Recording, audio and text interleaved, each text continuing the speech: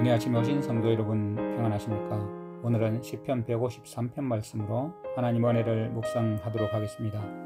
시편 135편도 134편과 유사하게 여호와의 종들에게 하나님을 찬송하도록 초청하고 있습니다. 그런데 많은 세상의 모든 은검으로 만든 그런 우상들에게 마음이 뺏기지 말고 오직 천지를 지으신 여호와 하나님께 찬송하고 노래하라고 초청하고 있죠. 특별히 여호와를 경외하는 사람들에게 여호와를 송축하도록 초청하고 있습니다. 할렐루야, 여호와의 이름을 찬송하라. 여호와의 종들아 찬송하라. 1절에 보면 할렐루야 그리고 여호와를 찬양하라 반복해서 말하고 있습니다. 우리가 거룩한 찬송으로 충만해 있다면 그러한 동일한 정신을 다른 사람에게 불러일으키도록 힘써야 할 것입니다. 그래서 이 시편 기자가 혼자 하나님을 찬양하는 것으로는 충분치 않아서 마음이 고무되어 있습니다. 사실 우리는 혼자서 하나님을 찬양할 만한 그런 자격이 너무나 부족합니다. 모든 사랑하는 하늘 친구들을 다 불러서 함께 해야 하는 것입니다. 혹시 동료들이 이런 고결한 봉사에 게으르고 있다면 사랑하는 마음으로 그들에게 이 일을 힘쓰라고 권해야 하겠죠. 이것이 시편 기자의 간절한 마음입니다. 그리고 여호와 이름을 송축하라 이렇게 표현하고 있습니다. 이 이름을 찬송한다는 것은 무엇을 말하는 것입니까? 여호와의 성품을 칭송하라는 것이죠. 이름은 성품을 나타냅니다. 하나님이 하나님 자신에 관해서 계시하신 모든 것은 하나님의 성품이거든요. 그 모든 계시된 그 성품을 찬송의 주제로 삼아야 한다는 것입니다. 왜냐하면 그 성품이 진정한 하나님의 이름이기 때문입니다. 특별히 그분 홀로 가지신 그 거룩한 이름인 여호와를 경외하고 사모해야 한다고 하고 있습니다. 여호와의 이름을 찬송하라. 하나님은 그 이름으로 그분의 지극히 높으시고 결코 변함없으심을 드러내고 계십니다. 이 성품들로 인해서 우리는 하나님의 신성을 찬송해야 합니다. 사랑을 가지고 하나님을 생각하고 진심으로 하나님을 사모하고 열심으로 하나님을 칭송해야 할 것입니다. 주님이 하나님이시기 때문에 그저 찬송만 할 것이 아니라 하나님의 그 놀라운 성품과 하나님이 하신 일을 연구하고 깨닫고 감사하면서 찬송하도록 해야 합니다. 여호와의 종들아 찬송하라. 만일 다른 사람들이 침묵하더라도 자신을 여호와의 종이라고 생각하는 사람이라면 침묵해서는 안 되는 것입니다. 여호와의 종들아 찬송하라. 사랑하는 성도 여러분은 하나님을 누구보다도 먼저 찬양해야 합니다. 우리는 종이고 여호와의 성품을 칭송하는 일은 종의 봉사로 당연한 직무에 속합니다. 하나님의 이름이 우리에게 필요 조건입니다. 그러므로 찬송으로 그 이름을 찬양하도록 합시다. 우리는 하나님이 얼마나 복되신 주인이신지 압니다. 그렇기 때문에 하나님에 대해서 좋게 말해야 합니다. 자랑해야 합니다. 하나님께 봉사하는 일을 멀리하는 사람은 하나님을 찬양하는 것도 분명히 게으를 것입니다. 그러나 은혜가 우리를 하나님의 종으로 만들었기 때문에 하나님은 마음에서 우러나와서 하늘 왕궁의 음악가가 되는 그 은혜를 주셨습니다. 여기서 우리는 여호와의 종이 다른 동료 종들에게 3번 찬송하라고 권면한 것을 봅니다. 그런데 여러분, 우리가 이렇게 아름다운 봉사를 게을리하면 되겠습니까? 혹 우리가 최선을 다한다고 해도 이러한 봉사가 주님께는 지극히 작은 일에 불과하지 않겠습니까? 사실 우리는 아무리 최선을 다해도 하나님을 충분히 찬송하지는 못합니다. 우리가 아무리 찬송해도 하나님의 성품을 칭송하기에는 결코 지나치지 않습니다. 우리는 늘 찬송해야 합니다. 오늘 이 1절에 명령하신 이 말씀에 우리의 마음으로 응답해서 찬송하라, 여호와를 찬송하라, 그 이름을 찬송하라, 이러한 노래를 반복해서 찬송해야 합니다. 우리의 영과 혼과 몸이 찬송하도록 합시다. 과거에도 현재에도 그리고 미래에도 할렐루야를 부르도록 합시다. 2절에 보면 여호와의 집, 우리 여호와의 성전, 곧 우리 하나님의 성전 뜰에 서 있는 너희여. 우리는 엄청난 은혜를 입었습니다. 여호와의 집 왕궁의 종이 되어서 하늘 가족의 아버지께 가장 가까이 있고 그 로열 패밀리 가문에서 우리가 가정을 꾸릴 특권을 받았습니다. 그러니 우리는 다른 모든 것보다 감사가 넘쳐야 하지 않겠습니까? 여기 보면 성전에 서 있는 사람들에게 호소합니다. 이 말은 성전에서 산다는 것이죠. 백성들이 성전의 뜰에서 늘 거합니다. 여러 다양한 봉사를 하는 사람들에게 찬양이 끊이지 않기를 기대하고 있습니다. 하나님의 일꾼이라면 여호와를 찬양하는 것으로 유명해야 하지 않겠습니까? 교회의 여러 섬기는 지체들은 하나님을 경외하고 사모하는 일에 다른 모든 사람보다 탁월해야 하지 않겠습니까? 그리고 바깥 뜰에서 기다리는 모든 사람들은 여호와께 예배하는 일에 하나가 되어야 하지 않겠습니까? 백성 가운데 가장 작고 연약한 사람일지라도 하나님께 가장 가까이 사는 일꾼들과 한 무리가 되어서 하나님을 힘껏 찬송해야 하지 않겠습니까? 모든 하나님께 나온 사람들에게 이 의무를 다시 기억하게 하는 것은 너무나 적절한 일이지 않습니까? 그래서 시편 기자는 하나님을 찬송할 의무를 지혜롭게 다시 상기시키고 있습니다. 여호와를 우리 하나님이라고 부르는 사람은 너무나 복된 사람입니다. 따라서 하나님을 송축하는 일에 우리는 충만해야 합니다. 영원히 우리 하나님 되신 여호와께서 2절 3절에서 가장 아름답게 표현된 말일 것입니다. 우리 여호와, 우리 하나님은 소유이십니다. 소유 관계에서 이루어지는 교제를 말하는 것이죠. 우리를 소유하신 그 확신, 우리가 그분을 소유하고 있는 확신, 그리고 소유의 기쁨을 뜻합니다. 하나님을 우리의 하나님이라고 부를 수 있는 이 말할 수 없는 기쁨, 약속 있는 이름인 여호와께서 우리 하나님이신 것은 정말 말로 할 수 없습니다. 너무나 감사해서 말문이 막히지 않습니까? 3절에 보면 여호와를 찬송하라. 여호와는 선하시며 그 이름이 아름다우니 그의 이름을 찬양하라. 다시 찬송하라고 초청합니다. 계속해서 여호와를 찬송하라. 더 뛰어나게, 더 진심으로 찬송하라. 점점 더 많이 찬송하라. 여호와를 찬송할 합당한 이유가 많지만 그 가운데 가장 으뜸이 되는 것은 여호와는 선하시기 때문이죠. 약속의 하나님은 너무나 선하셔서 그분과 비슷한 정도의 선한 자가 아무도 없습니다. 그분이 너무 선하심으로 모든 선은 하나님에게서만 발견되고 하나님에게서 흘러나오고 하나님이 상급으로 주시는 것입니다.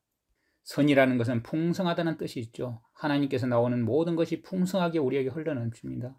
하나님이라는 말은 선을 가리키는 말입니다. 그리고 정말 하나님은 선의 본질이시죠. 하나님의 선하심을 좋게 이야기하지 않겠습니까? 자랑해야 하지 않겠습니까? 이 찬양이라는 뜻이 좋게 말한다는 의미입니다. 그렇습니다. 우리의 가장 훌륭한 생각과 말과 찬양으로 하나님의 이름을 영화롭게 하도록 합시다.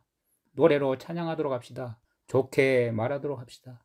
여호와는 선하시며 그의 이름이 아름다우니 그의 이름을 찬양하라.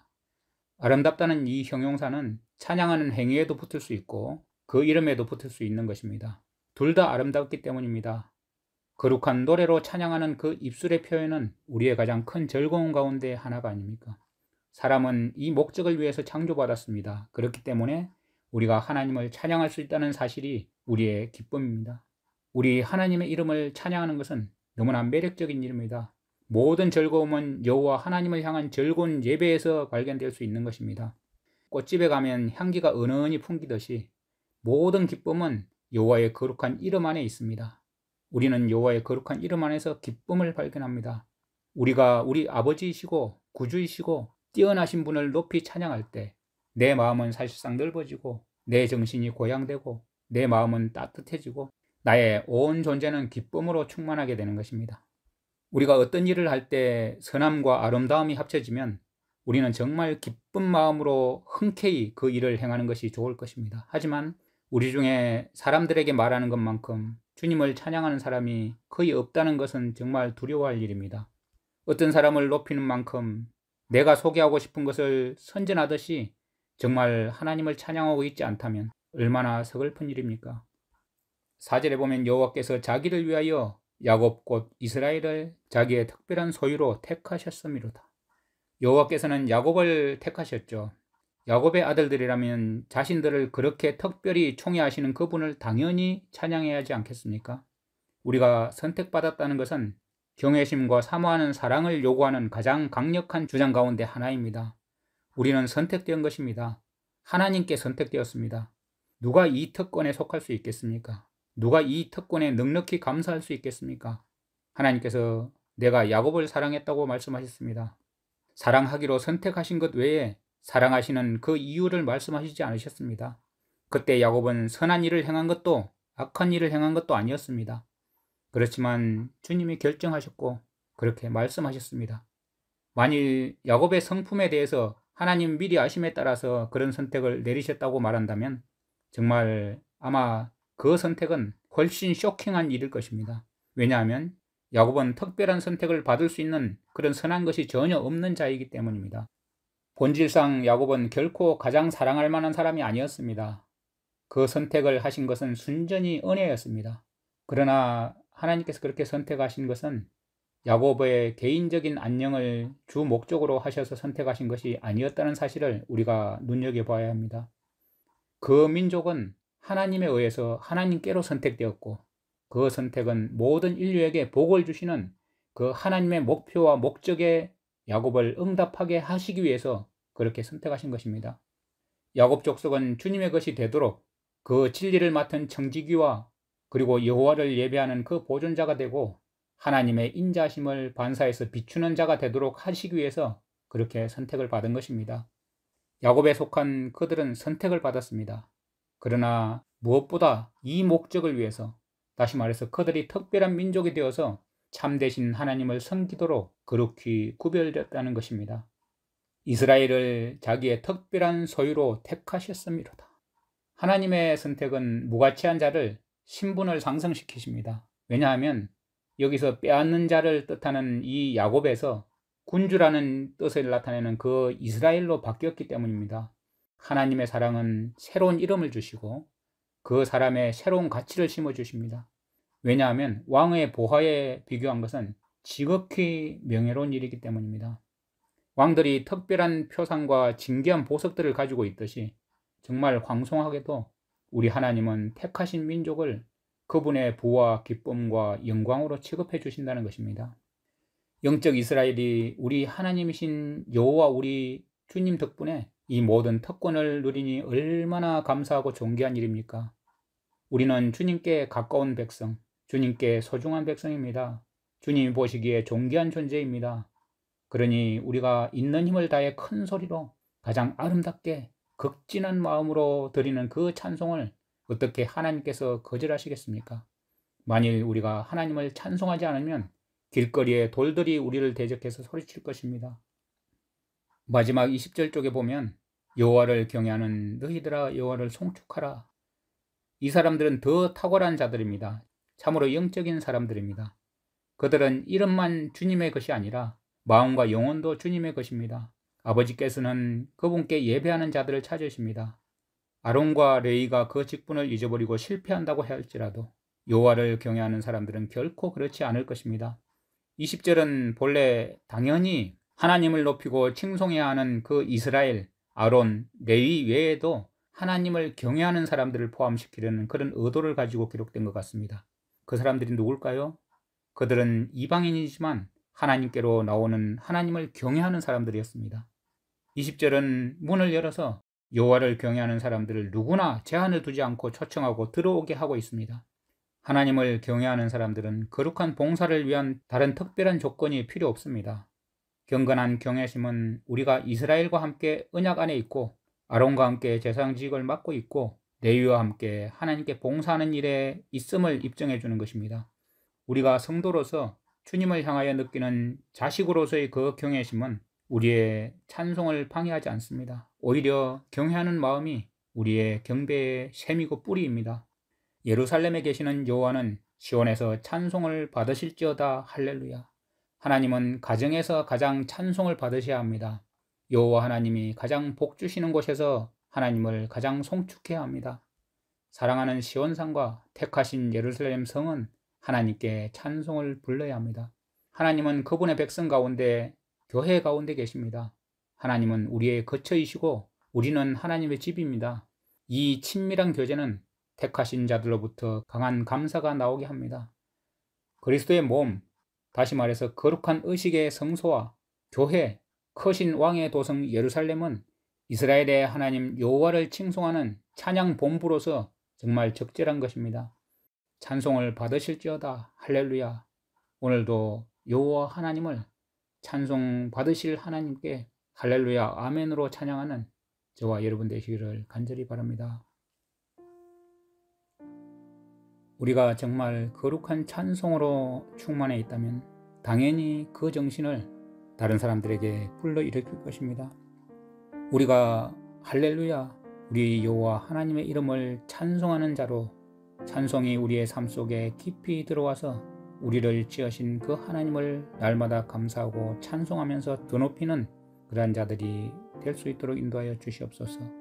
우리가 하늘 왕궁의 음악가로서 주님을 찬송하고 그 일이 우리의 인생에 있어서 가장 중요하고 반드시 필요한 일임을 잊지 않고 늘 하나님을 찬송하기 위해서, 하나님을 높이기 위해서, 하나님을 좋게 말하기 위해서 살아가는 주님의 백성들, 주님의 증인들 될 수 있도록 인도하여 주시옵소서. 예수님의 이름으로 감사하며 기도드립니다. 아멘. 시편 135편.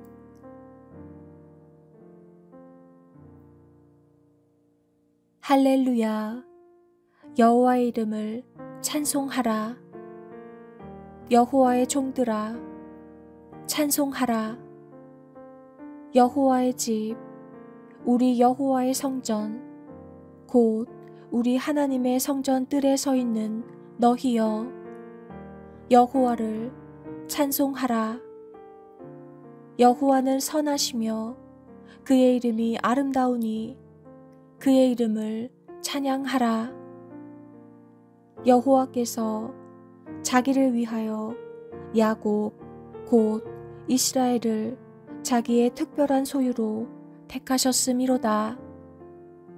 내가 알거니와 여호와께서는 위대하시며 우리 주는 모든 신들보다 위대하시도다. 여호와께서 그가 기뻐하시는 모든 일을 천지와 바다와 모든 깊은 데서 다 행하셨도다. 안개를 땅 끝에서 일으키시며 비를 위하여 번개를 만드시며 바람을 그 곳간에서 내시는도다. 그가 애굽의 처음 난 자를 사람부터 짐승까지 치셨도다. 애굽이여, 여호와께서 내게 행한 표적들과 징조들을 바로와 그의 모든 신하들에게 보내셨도다. 그가 많은 나라를 치시고 강한 왕들을 죽이셨나니 곧 아모리인의 왕 시혼과 바산 왕 옥과 가나안의 모든 국왕이로다. 그들의 땅을 기업으로 주시되 자기 백성 이스라엘에게 기업으로 주셨도다. 여호와여, 주의 이름이 영원하시니이다. 여호와여, 주를 기념함이 대대에 이르리이다. 여호와께서 자기 백성을 판단하시며 그의 종들로 말미암아 위로를 받으시리로다. 열국의 우상은 은 금이요 사람의 손으로 만든 것이라.